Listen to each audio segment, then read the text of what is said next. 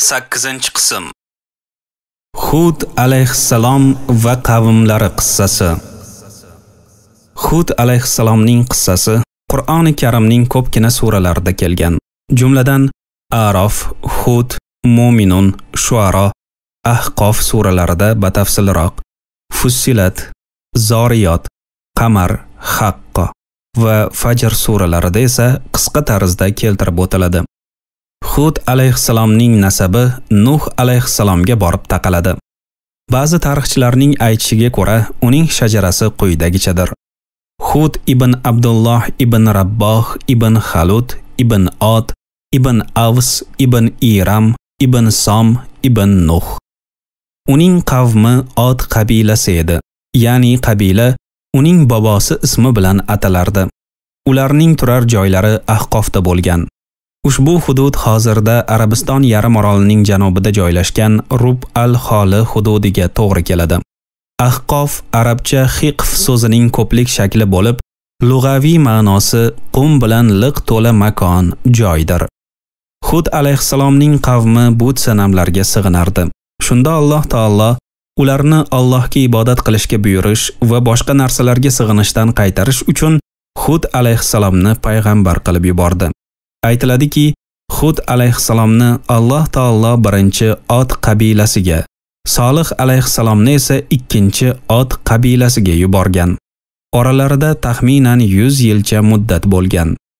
A'rof surasida Hud alayhissalomning qavmlarini da'vat qilishlari, u kishi va qavmi o'rtasida bo'lib o'tgan bahs-munozaralar va kofirlarning yomon oqibati haqida hikoya qilinadi. Alloh taolo aytadi: Od qavmiga o'z birodarlari Hudni payg'ambar qildik. U aytdi: Ey qavmim, Allohga ibodat qilingiz.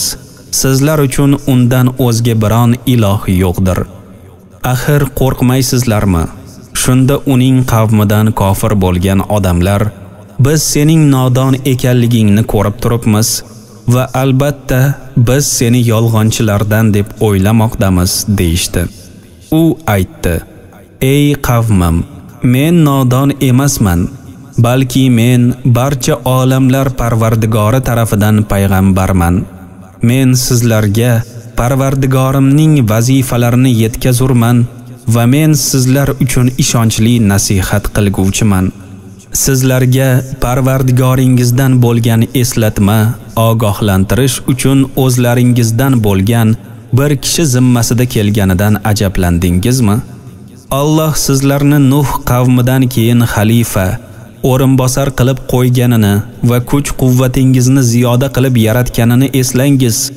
Bas, Allohning ne'matlarini eslangiz, shoyat najot topursiz. Ular: Sen bizga yolg'iz Allohga ibodat qilishimiz va ota-bobolarimiz sig'inib o'tgan butlarni tark qilishimiz uchun keldingmi? U holda agar rostgo'y kishilardan bo'lsang, bizga va'da qilayotgan narsangni keltirchi dedilar. U aytdi: Endi ustingizga Parvardigoringiz tomonidan azob va g'azab tushishi aniq bo'ldi. Men bilan o'zingiz va ota-bobolaringiz qo'yib olgan nomlari haqida bahslashmoqchimisizlar? Axir Alloh biron hujjat tushirmagan-ku. Endi ko'z tutaveringlar. Men ham sizlar bilan birga kutuvchilardanman. Bas, unga va u bilan birga bo'lgan zotlarga o'z rahmat marhamatimiz bilan najot berdik va bizning oyatlarimizni yolg'on degan kimsalarning dumlarini qirqdik. Ular mo'min emas edilar. A'rof surasi 65-72 oyatlar. Ya'ni biz Od qabilasiga nasab jihatidan o'z birodarlari bo'lmish Hudni payg'ambar qilib yubordik. U har bir payg'ambar o'z qavmiga aytganidek shunday dedi: Ey qavmim, Alloh taologa xolis ibodat qilinglar, but sanamlarga sig'inishni bas qiling, zero bu sizlarni halokat yoqasiga olib boradi. Hud alayhissalomning Alloh taologa ibodat qilishga chaqirib, but sanamlarini inkor qilishlari ushbu isyonkor, kofir qavmlarga og'ir botdi va shunday javob qildilar: Biz sening nodon ekanligingni ko'rib turibmiz. Ya'ni qavmning boy, shon-shuhrat sohibi bo'lgan kishilari Hud alayhissalomga kibr va odobsizlik bilan dedilar: "Darhaqiqat, ey Hud, biz seni aqlsiz, nodon ekanligingni ko'rib turibmiz. Chunki sen ota-bobolarimiz sig'inib kelgan ilohlarni tark etib, yangi bir dinni keltirding. Biz uni faqat inkor qilamiz, qabul qilmaymiz." Qavm Hud alayhissalomni nodonlik va aqli zaiflikda ayblash bilan cheklanmadilar, balki yana shunday dedilar: "Albatta, biz seni yolg'onchilardan deb o'ylamoqdamiz." Ushbu qabih va tuhmatli javobdan so'ng Hud alayhissalom ularning da'volarini yo'qqa chiqarishga o'tdilar. U aytdi: "Ey qavmim, men nodon emasman, balki men barcha olamlar Parvardigori tarafidan payg'ambarman. Men sizlarga Parvardigorimning vazifalarini yetkazurman va men sizlar uchun ishonchli nasihat qilguvchiman." Ochiq oydin ko'rinib turibdiki, Hud alayhissalom o'z qavmlarining tuhmatlarini hikmatli javoblar bilan qaytarmoqdalar. U kishining asl vazifalari Alloh taoloning amrini ularga yetkazish ekanligini bayon qildilar. Ularni aldash yoki xiyonat qilish aqlli odamning ishi emasligi va o'zlarining ishonchli bir maslahatgo'y ekanliklari hamda agar ular o'sha maslahat, nasihatlarga quloq solsalar, ulardan yomonliklarni ketkazib, isloh qilishini ta'kidlamoqdalar. So'ngra Hud alayhissalomning ularga payg'ambar bo'lganliklari uchun ajablanishlarini ketkazish maqsadida shunday dedilar: "Sizlarga Parvardigoringizdan bo'lgan eslatma, ogohlantirish uchun o'zlaringizdan bo'lgan bir kishi zimmasiga kelganidan ajablandingizmi? Ya'ni Alloh taolo tomonidan sizlar uning rostgo'yligi va nasl nasabini juda yaxshi biladigan bir kishi zimmasida zikr va pand nasihatlar kelganidan ajablanib, uni yolg'onga chiqardingizmi? Ushbu ajablanishingiz noo'rindir, chunki sizlarga payg'ambarning yuborilishi ayni hikmatning o'zginasidir. Ya'ni sizlar zalolatga botib, halokat yoqasida turganlaringizda Alloh taolo bir payg'ambarni yuborib, sizlarni isloh qilishi, oxirat azobidan ogohlantirishi sizlar uchun rahmat va mehribonlikdan darakdir. So'ngra Alloh taologa shukr qilishlari uchun o'zlari yashayotgan turar joylarini eslatib o'tadilar. Alloh sizlarni Nuh qavmidan keyin xalifa qilib qo'yganini va kuch-quvvatingizni ziyoda qilib yaratganini eslangiz. Ya'ni Alloh taoloning sizlarga nisbatan fazl va karamini eslang, fikr qiling. U Nuh alayhissalom qavmini kufr va noshukrlik qilganlari uchun to'fon bilan g'arq qilganidan so'ng sizlarni yerda xalifa, o'rinbosar qildi va sizlarni ne'matlar bilan mo'l-ko'l ta'minlab, kuch-quvvat va mol-mulkda keng qilib qo'ydi.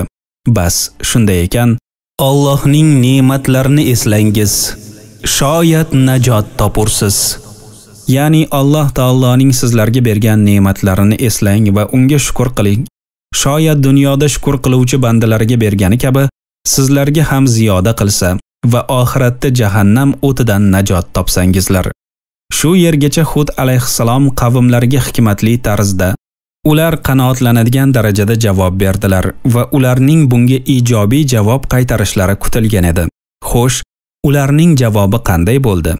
Ular nihoyatda g'urur, noshukrlik va kibr nodonlik bilan shunday dedilar: "Sen bizga yolg'iz Allohga ibodat qilishimiz va ota-bobolarimiz sig'inib o'tgan butlarni tark qilishimiz uchun keldingmi? U holda agar rostgo'ylardan bo'lsang, bizga va'da qilayotgan narsangni keltirchi." Ya'ni Hud alayhissalom qavmi inkor va istehzo bilan dedi: "Sen bizni Alloh taoloning yolg'iz o'ziga ibodat qilib, ota-bobolarimiz butun umr sig'inib kelgan narsalarini tark etishimizga da'vat qilish uchun keldingmi? Bu ishni bizning oramizdan hech kim zinhor qilmaydi. Agar payg'ambarman degan da'voying bo'lsa va rostgo'ylardan bo'lsang, kelishi ehtimoli bor deb bizni qo'rqitayotgan o'sha azobni keltirchi.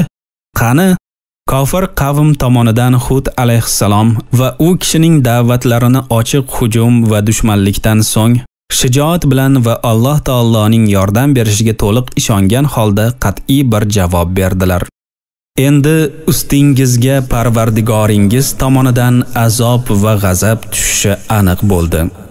Ya'ni sizlar kufr va noshukrlikda qattiq turib olganliklaring sababli Rabbingiz Alloh taolo tomonidan bo'lgan azob va g'azabga mustahiq bo'ldingiz. Men bilan o'zingiz va ota-bobolaringiz qo'yib olgan nomlar haqida bahslashmoqchimisizlar? Axir Alloh biron hujjat tushirmagan-ku. Endi ko'z tutaveringlar. Men ham sizlar bilan birga kutuvchilardanman. Ya'ni, ey qavmim, sizlar men bilan o'zlaringiz va ota-bobolaringiz ism qo'yib olgan but sanamlar haqida janjallashmoqchimisizlar? Sizlar ularga ilohlik nisbatini berdinglar, holbuki bu da'volarni quvvatlovchi hech bir hujjat dalillaringiz yo'q. Zero ular botil sanamlardir. Shunday ekan, sizlar Alloh taolo tomonidan keladigan azobni kutinglar. Men ham kutuvchilardanman. Hud alayhissalom va qavmning kutish muddatlari ko'pga cho'zilmadi. Ularga va'da qilinayotgan azob ham keldi.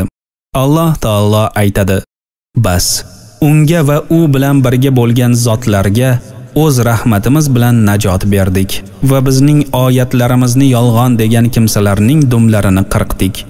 Ular mo'min emas edilar." Ya'ni biz Hud va u bilan birga bo'lgan mo'min kishilarni qutqardik hamda kufrlarida davom etib iymon keltirmagan, bizning mo'jiza oyatlarimizni yolg'onga chiqargan kimsalarni tak-tugi bilan yo'q qilib halok etdik. Shunday qilib, yana bir yolg'onchi kofir qavmning hayoti sahifalariga nuqta qo'yildi. Xuddi Nuh alayhissalomning qavmi kabi ularga ham Alloh taolo tomonidan halok qiluvchi bir azob keldi. Hud surasida ushbu qissa chiroyli suratda o'ziga xos tarzda keltirib o'tiladi. Qur'onga quloq tut, u bizga shu haqida hikoya qiladi. Od qabilasiga o'z birodari Hudni payg'ambar qildik. U aytdi: "Ey qavmim, Allohga ibodat qilingiz. Sizlar uchun undan o'zga biron iloh yo'qdir. Sizlar xilma-xil butlarni o'zlaringiz to'qib olursizlar xolos. Ey qavmim, men sizlardan bu uchun ajr mukofot so'ramayman. Mening ajr mukofotim faqat meni yaratgan zot zimmasidadir. Axir aql yuritmaysizlarmi? Ey qavmim, Parvardigoringizdan mag'firat so'rangiz. So'ng unga tavba tazarru qilingiz. Shunda u zot ustingizga osmondan yomg'ir quydirar va kuch-quvvatingizga yana kuch-quvvat qo'shar. Jinoyatkor, gunohkor bo'lgan holingizda yuz o'girib ketmangiz." Ular dedilar: "Ey Hud, sen bizga biron hujjat keltirmading. Biz sening gaping bilan o'z xudolarimizni tark qiluvchi emasmiz. Bizlar faqat sening xudolarimizdan biri bir balo qilib qo'ygan deymiz xolos." U dedi: "Albatta, men Allohni guvoh keltiraman. Yana o'zlaringiz ham guvoh bo'linglarki, men sizlarning Allohni qo'yib sherik qilishingizdan bezorman. Ana endi barchangiz bir bo'lib, menga qarshi bilgan hiylangizni qilaveringlar. Keyin menga muhlat ham bermay qo'ya qolinglar. Men faqat mening ham, sizning ham Parvardigoringiz bo'lgan Allohga suyandim.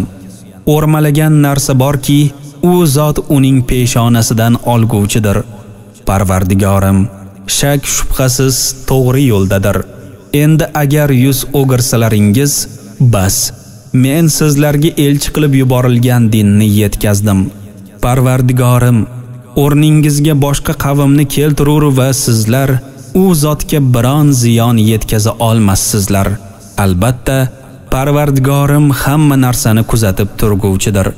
Qachonki bizning farmonimiz kelganida Hud va u bilan birga iymon keltirgan kishilarni o'z rahmatimiz bilan qutqardik va ularga qattiq azobdan najot berdik. Parvardigorlarining oyatlarini inkor qilgan, uning payg'ambariga isyon qilgan va barcha qaysar, zolimlar amru farmoniga bo'ysunuvchi Od qabilasi ana o'shadir. Ularga bu dunyoda ham, qiyomat kunida ham la'nat aytilur. Ogoh bo'lingizkim, albatta Od qabilasi Parvardigorlariga kofir bo'lgan edilar. Ogoh bo'lingizkim, Hudning qavmi bo'lgan Od halokatga uchradi. Hud surasi 50-60 oyatlar. Ko'rinib turibdiki, Hud alayhissalom o'z qavmlarini haqqa da'vat etishda eng hikmatli va to'g'ri yo'llardan birini tanladilar. Avvalo, ularga Alloh taolodan o'zga ibodatga mustahiq hech bir iloh yo'qligini, agar ular itoat etmasalar, yolg'onchi qavmlardan bo'lib qolishlarini eslatib o'tdilar. Ikkinchidan, qilgan da'vatlari va pand nasihatlari uchun hech qanday haq olmasliklarini ta'kidlab o'tdilar. Men ajr mukofotni va rizqimni faqat Alloh taoloning o'zidan so'rayman dedilar. Bu aqlli insonlar uchun ochiq va ravshan narsadir. Uchinchidan, agar ular istig'forni ko'paytirsalar, gunoh amallarni tark etib, sidqidildan tavba qilsalar, Alloh boyliklariga boylik, kuch-quvvatlariga yana ziyoda kuch-quvvat ato etishini aytib o'tadilar. So'ngra Alloh taoloning amriga xilof ish tutib, noshukur bo'lishdan va tug'yonga ketishdan ogohlantiradilar. Jinoyatkor, gunohkor bo'lgan holingizda mening da'vatimdan yuz o'girib ketmangiz, dedilar Hud alayhissalom. Lekin qavm bunga xilof ish tutib, kibr qildi, istehzo va masxaralash bilan shunday dedi: Ey Hud, sen bizga biron hujjat keltirmading, ya'ni bizga payg'ambar ekanligingni tasdiqlovchi, nafslarimizni rozi qiluvchi biron ishonchli dalil keltirmading. So'ngra quyidagi so'zlarni qo'shimcha qildilar: Bizlar sening gaping bilan o'z xudolarimizni tark qilguvchi emasmiz. Ya'ni biz sening hujjat dalildan xoli bo'lgan gaplaring sababli o'z ilohlarimizga ibodat qilishdan to'xtamaymiz. So'ngra o'z kufrlarida bardavom ketishlarini ta'kidlab o'tdilar. Bizlar senga iymon keltirguvchi emasmiz. Ya'ni senga ijobat ham qilmaymiz, sen keltirgan narsalaringni tasdiqlamaymiz ham. Keyin shunday dedilar: Bizlar faqat seni xudolarimizdan biri bir balo qilib qo'ygan deymiz xolos. Ya'ni biz sening da'vatingga ergashmaymiz. Bizning ijobat qilishimizdan butunlay umidingni uz. Biz o'z ko'zimiz bilan ko'rib turgan holating shuki, ba'zi xudolarimiz senga jinnilik yoki biron kasallikni yetkazgan bo'lsalar ajab emas. Ular xudolarimiz senga bir balo qilgan demadilar, balki ba'zi xudolarimiz dedilar. Bu Hud alayhissalomni qo'rqitish uchun aytilgan edi. Xuddi agar barcha ilohlari hujum qilganida Hud alayhissalomni halok qilib tashlaydigandek. Shunday qilib, ular o'z payg'ambarlari va yo'lboshchilariga 4 ta javob qaytardilar. Ushbu javoblarda ularning kufr va tug'yonda chuqurlashganliklari va fisq va fujur va isyonda haddan oshganliklarini ko'rish mumkin. Hud alayhissalom ularning qabih javoblarini eshitgach qanday yo'l tutdilar? Hud alayhissalom ularning shirkidan bezor ekanliklari, tug'yonlariga qarshi turishlari va bunda yolg'iz Alloh taoloning o'zidan madad so'rashlarini uqtirdilar. U Hud aytdi: Albatta, men Allohni guvoh keltiraman. Yana o'zlaringiz ham guvoh bo'linglarki, men sizlarning Allohni qo'yib sherik qilishingizdan bezorman. Ana endi barchangiz bir bo'lib, menga qarshi bilgan hiylalaringizni qilaveringlar. Keyin menga muhlat ham bermay qo'ya qolinglar. Men faqat mening va sizlarning Parvardigoringiz bo'lgan Allohga suyandim. O'rmalagan narsa borki, u zot uning peshonasidan olguvchidir. Parvardigorim shak shubhasiz to'g'ri yo'ldadir. Endi agar yuz o'girsalaringiz, bas, men sizlarga elchi qilib yuborilgan dinni yetkazdim. Parvardigorim o'rningizga boshqa qavmni keltirur va sizlar u zotga biron ziyon yetkaza olmassizlar. Albatta, Parvardigorim hamma narsani kuzatib turguvchidir. Ya'ni Hud alayhissalom qavmining tug'yon qiluvchi kishilariga shunday dedilar: Dar haqiqat, men Allohdan o'zga biron iloh yo'qligiga guvohlik beraman va yana undan boshqasi uchun qilingan ibodatdan ham bezorligimga guvohlik beraman. So'ngra ishonch va hech qanday taraddudsiz shunday dedilar: Mana men qarshingizdaman. Sizlar da'vo qilayotgan xudolaringizni chaqiring. Barchalaringiz menga qarshi jang qilinglar. Men sizlarga ham, but sanamlaringizga ham parvo qilmayman. Hud alayhissalomning kofir qavm va ularning ilohlarini yengil olib, ularga e'tibor bermasliklari yer yuzida o'rmalagan har bir jonni o'z izmida ushlab, tasarruf qilib turguvchi zot Alloh taologa tavakkul qilganliklari boisidan edi. So'ngra Hud alayhissalom o'z qavmlarini kufrda bardavom bo'lishning yomon oqibatlaridan ogohlantirib, bu ularni halokat yoqasiga olib kelishi va boshqa qavmning o'rinbosar qilinishi mumkinligini aytib o'tadilar. Ular halokatga uchraganlari bilan bu koinot va borliqning nizomi o'zgarib qolmaydi. Shu yergacha Hud alayhissalomning qavmlari bilan bo'lgan munozara va bahslari hikoya qilindi. Buning natijasi nima bilan yakunlandi? Oxir oqibat Alloh taolo Hud va ular bilan bo'lgan mu'minlarga najot berdi. Kofir dushmanlarini esa halok qildi. Qachonki bizning farmonimiz kelganida Hud va u bilan birga iymon keltirgan kishilarni o'z rahmatimiz bilan qutqardik va ularga qattiq azobdan najot berdik. Ya'ni kofirlarni azoblash vaqti kelganida ularni halok qilib, Hud va mo'min kishilarni shiddatli va dahshatli azobdan qutqardik. Od ana o'shalardir. Ya'ni Od qabilasi yoki Od qabilasining o'z payg'ambari bilan bo'lgan qissa ana o'shadir. Ular Parvardigorlarining oyatlarini inkor qildilar. Uning payg'ambarlariga isyon qilib, barcha qaysar, zolimlarning amru farmoniga bo'ysundilar. Ya'ni ularning past tabaqasi va avom xalqi zolim va mutakabbir bo'lgan boshliqlariga hech bir fikr qilmay ergashib ketaverdilar. So'ngra Alloh taolo ushbu qissani quyidagi oyat bilan yakunlaydi. Ularga bu dunyoda ham, qiyomat kunida ham la'nat aytilur. Ogoh bo'lingiz kim? Albatta Od qabilasi Parvardigoriga kofir bo'lgan edilar. Ogoh bo'lingiz kim? Hudning qavmi bo'lgan Od halokatga uchradi. Ya'ni ular dunyo va oxiratda Alloh taoloning rahmatidan uzoqlashtirilib, la'natga uchradilar. Od qabilasi ularga ato etilgan ne'matlarga noshukr bo'lmadilarmi? Bas, ularga halokat va o'lim bo'lsin. Bu ularning haq yo'lni inkor qilganlari, kufrda bardavom bo'lganlari hamda rushd va hidoyatdan ko'ra zalolat va ko'rlikni afzal bilganlari sabablidir. Shuara surasida ham ushbu qissa o'ziga xos tarzda hikoya qilinadi. Unda Hud alayhissalom jiddu jahd qilib, Alloh taoloning ne'matlarini eslatib, ularni kufrona ne'mat qilishdan ogohlantiradilar.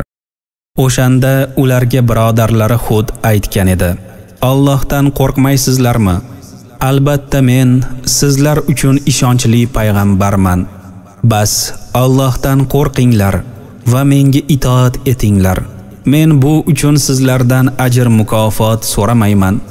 Mening ajr mukofotim faqat barcha olamlarning Parvardigori zimmasidadir. Sizlar har bir tepalikda o'yin kulgu uchun bir belgi, baland bino quraverasizlarmi?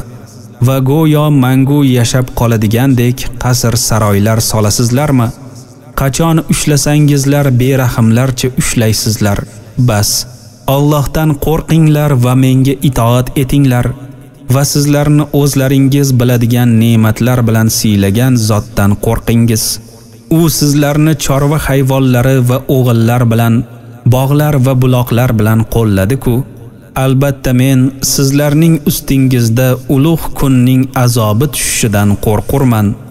Ular dedilar: Sening vaz nasihat qilishing yoki vaz qilguvchilardan bo'lmasliging bizlar uchun barobardir. Albatta bu avvalgilardan qolgan odatdir. Bizlar azoblanguvchi emasmiz. Bas, ular Hudni yolg'onchi qilishgach, biz ularni halok etdik. Albatta bunda oyat, ibrat bordir. Lekin odamlarning ko'plari iymon keltiruvchi bo'lmadilar. Shak shubhasiz Parvardigoringizning o'zi kofirlar ustidan g'olib, mo'minlarga mehribondir. Shuara surasi 124-140 oyatlar. Ya'ni Od qabilasi payg'ambar va rasul bo'lmish Hud alayhissalomni yolg'onchi qildi. Shuningdek, ular bundan oldingi payg'ambarni ham yolg'onchi qilgan edilar. O'shanda Hud aytgan edi: Allohdan qo'rqmaysizlarmi? Albatta men sizlar uchun ishonchli payg'ambarman. Bas, Allohdan qo'rqinglar va menga itoat etinglar. Men bu uchun sizlardan ajr mukofot so'ramayman. Mening ajr mukofotim faqat barcha olamlarning Parvardigori zimmasidadir. Hud alayhissalom qavmlarini ixlos bilan yakka Allohga ibodat qilishga chaqirmoqdalar va bu uchun ulardan biron haq yoki minnatdorchilik talab qilmasliklarini bayon qilib o'tdilar. So'ngra ularni tug'yonga yo'l qo'yib, isrofgarchilik qilishdan qaytardilar. Sizlar har bir tepalikda o'yin-kulgi uchun bir belgi, baland bino quraverasizlarmi va go'yo mangu yashab qoladigandek qasr-saroylar solasizlar? Qachon ushlasangizlar berahmlarcha ushlaysizlar? Bas, Allohdan qo'rqinglar va menga itoat etinglar. Ya'ni yer yuzidagi har bir tepalikka sizlarning o'yin-kulgi qilib, bekorchi narsalar bilan shug'ullanishingizga, isrofgarchilik qilganingizga va g'ururlanganingizga dalolat qiluvchi binolarni qurasizmi? Xuddi o'lmay, mangu va boqiy qoladigandek katta va hashamatli qasrlarni bunyod etasizlarmi? Agar o'zgalarga hujum yoki dushmanlik qiladigan bo'lsangiz, berahmlarcha jabr zulm bilan ularga muomala qildingiz, qalblaringizga biron mehribonlik yoki shafqat kelmadi. Agar sizlar shu holda ketadigan bo'lsangiz, men sizlarni undan qaytaraman. Ushbu qilayotganingiz isrof, g'urur va zulmning yomon oqibatlaridan ogohlantiraman. Sizlarni Alloh taologa taqvo qilishga, undan qo'rqishga buyuraman. Hud alayhissalom ularni razil amallardan qaytarib, taqvo qilishga buyurgach, ularga Allohning ne'matlarini eslatishga o'tdilar. Va sizlarni o'zlaringiz biladigan ne'matlar bilan siylagan zotdan qo'rqingiz. U sizlarni chorva hayvonlari va o'g'illar bilan, bog'lar va buloqlar bilan qo'lladi-ku. Albatta, men sizlarning ustingizga ulug' kunning azobi tushishidan qo'rqurman. Ya'ni sizlarni behisob va mislsiz ne'matlar bilan siylagan Allohdan qo'rqinglar. Jumladan, u zot subhanahu va taolo sizlarni ko'plab chorvalar, tuya, sigir, qo'y, sizlarga quvvat va madad bo'lishi uchun farzandlar, shirin shakar mevalar bilan to'lib toshgan bog'lar, insonlarga foydali bo'lgan chuchuk suv to'la buloqlar bilan siyladi. So'ng Hud alayhissalom o'z qavmlariga faqat manfaat va foydani sog'inayotganliklari, agar ular bu da'vatlarga ijobat qilmasalar, ularning ustiga farzandlari va mol dunyolari zinhor foyda bermaydigan ulug' kun, qiyomatda katta va shiddatli azob tushishidan qo'rqishlarini bayon qiladilar. Lekin qavm ushbu hikmatli nasihatlarni yaxshilikcha qabul qilmadilar, balki shunday dedilar: Sening vaz nasihat qilishing yoki vaz qilguvchilardan bo'lmasliging bizlar uchun barobardir. Ya'ni ular odobsizlik bilan dedilar: Sen bizlarga nasihat qilasanmi, yo'qmi, baribir. Bizlarning oramizdan sening ushbu gaplaringga kirguvchi topilmas. So'ngra bunga oldingisidan hech qolishmaydigan bir gapni qo'shimcha qildilar. Albatta, bu avvalgilardan qolgan odatdir. Bizlar azoblanguvchi emasmiz. Ya'ni sen bizlarni qaytarayotgan ishni avvalgi ota-bobolarimiz ham qilib kelishgan va biz ularning izidan boramiz va ushbu qilayotgan amallarimiz uchun azoblanmaymiz. Ular kufrda qattiq turib, payg'ambarlarini yolg'onga chiqarganliklari sababli Alloh taolo ularga halok qilguvchi azobni yubordi. Bas, ular Hudni yolg'onchi qilishgach, biz ularni halok etdik. Albatta bunda oyat, ibrat bordir. Lekin odamlarning ko'plari iymon keltiruvchi bo'lmadilar. Shak shubhasiz, Parvardigoringizning o'zi kofirlar ustidan g'olib, mo'minlarga mehribondir. Ahqof surasida ham Hud alayhissalom va qavmlari o'rtasida bo'lib o'tgan tortishuv va ularning oxir oqibat tor-mor etilishi hikoya qilinadi. Ot qabilasining birodarini eslang. O'shanda u darvoqe undan ilgari ham, undan keyin ham ogohlantiruvchilar o'tgandir. O'zining qum tepalardagi qavmini sizlar yolg'iz Allohgagina ibodat qilinglar.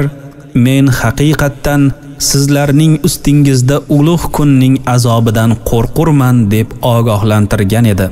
Ular sen bizlarni xudolarimizdan burish uchun keldingmi? U holda agar rostgo'y kishilardan bo'lsang, bizlarga va'da qilayotgan narsangni keltirchi, dedilar. U aytdi: Azob kelar vaqtning ilmi yolg'iz Alloh huzuridadir. men sizlarga o'zim elchi qilib yuborilgan narsani, dinni yetkazurman.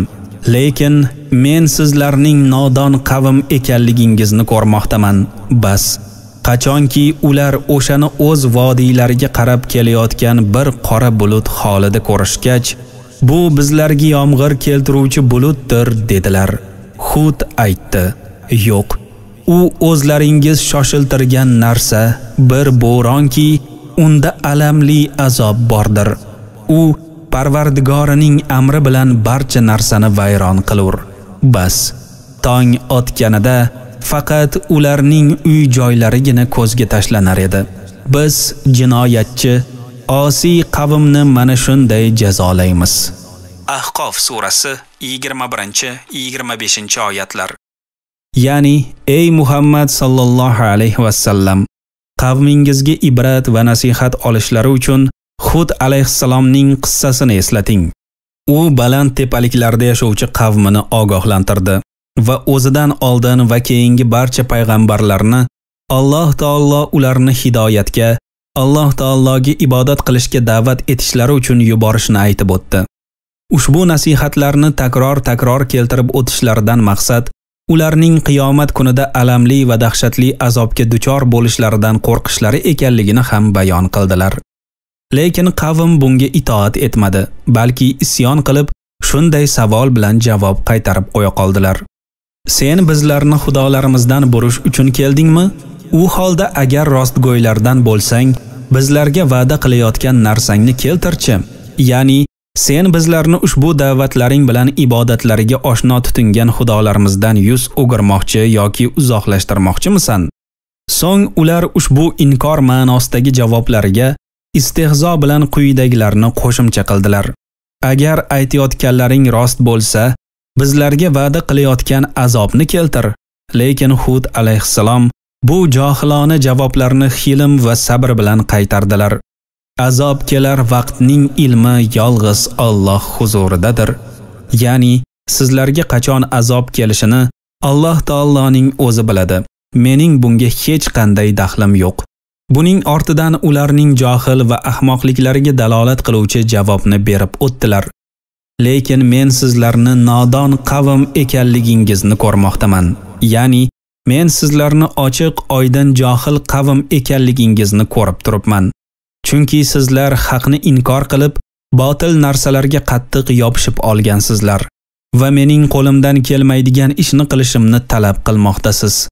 Bas, qachonki ular o'shani o'z vodiylariga qarab kelayotgan bir qora bulut holida ko'rishgach, bu bizlarga yomg'ir keltiruvchi bulutdir dedilar. Ya'ni, Hud alayhissalom qavmi shoshiltirgan azob ham keldi. Ular uni o'z ko'zlari bilan bir bulut holicha ko'rishgach, xursand bo'lib shunday dedilar: bu bulut bizning ustimizga foydali yomg'ir bo'ladi, yerlarimiz ko'm-ko'k maysalar bilan burkanadi.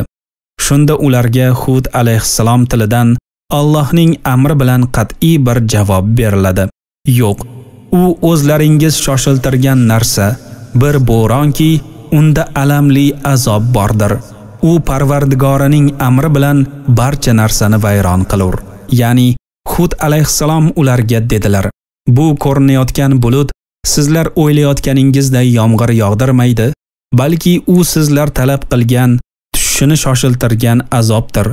U bir kuchli bo'ron bo'lib, unda sizlarni halok qilguvchi va alamli azob bordir. Ushbu bo'ron Alloh taoloning izni bilan zolim va kofir qavmlarga tegishli bo'lgan barcha narsani halok qiladi. Bas, tong otganida faqat ularning uy-joylarigina ko'zga tashlanar edi. Biz jinoyatchi, osiy qavmni mana shunday jazolaymiz. Ya'ni, biz yuborgan kuchli shamol ularni halok qildi. Ulardan nom-nishon ham qolmadi. Illo boshqalarga ibrat bo'lishi uchun ularning uy-joylari omon qoldi. Va biz jinoyatchi, tug'yonga ketguvchi, zolim qavmlarni xuddi shunday jazolaymiz va halok qilamiz. Od qavmining halok qilinishi to'g'risida boshqa suralarda ham hikoya qilinadi.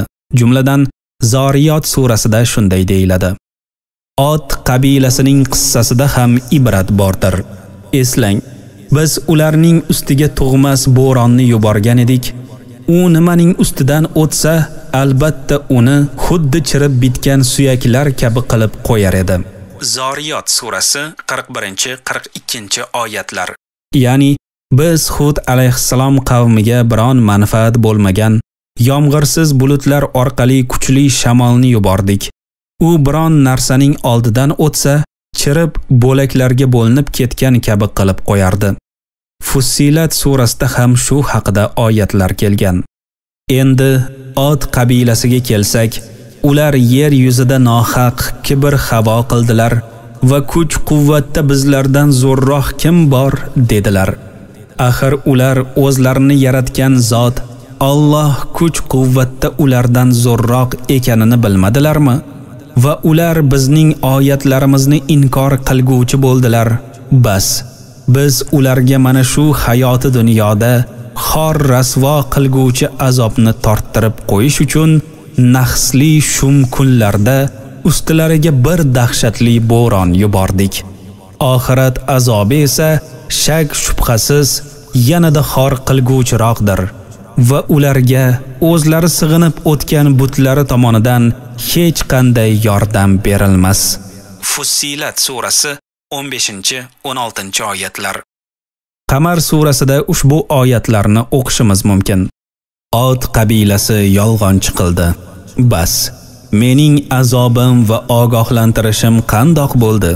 Darvoqe, biz ularning ustiga bir davomli nahs kuni, shumligi hech ketmaydigan kunda bir dahshatli bo'ronni yubordikki, u odamlarni go'yoki sug'urib olingan xurmo daraxtining tanalaridek yuyilib, uchirib ketdi.